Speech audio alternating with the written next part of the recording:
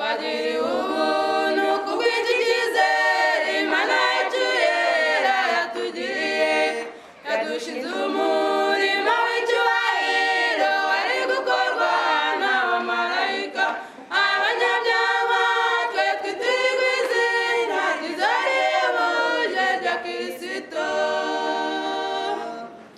Jyewe nejejwe nuko Yesu ankunda, nari mu isi ntazi Imana rurema, Yesu ampamagaye nditaba maze anshira mu ruzabibu rwe ngo mukorere.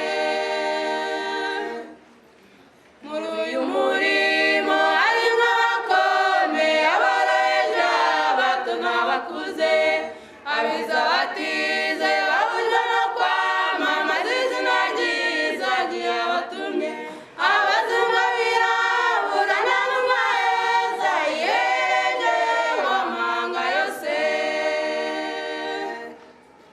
Muri uyu murimo harimo abakomeye, aboroheje, abato n'abakuze, abize abatize, bahujwe no kwamamaza izina ryiza ry'Iyabatumye, abazungu abirabura nta n'umwe aheza, yihereje mu mahanga yose. Jyewe nejejwe nuko Yesu ankunda, nari mu isi ntazi Imana rurema, Yesu ampamagaye nditaba maze anshira mu ruzabibu rwe ngo mukorere.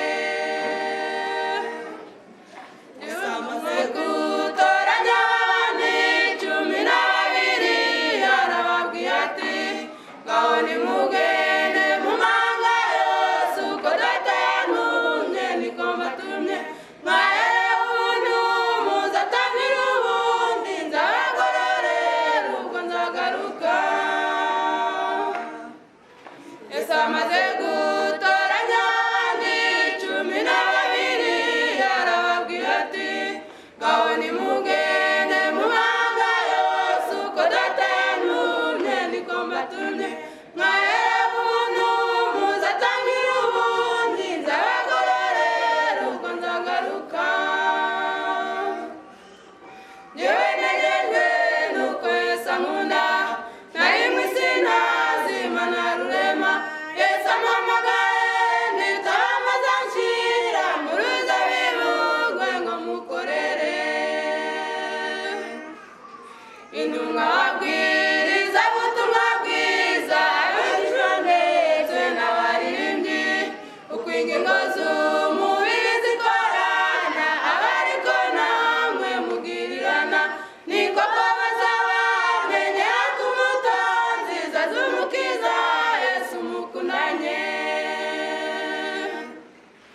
Intumwa babwiriza ubutumwa bwiza, abigishwa ndetse n'abaririmbyi, uko ingingo z'umubiri zikorana, abariko namwe mugirirana, niko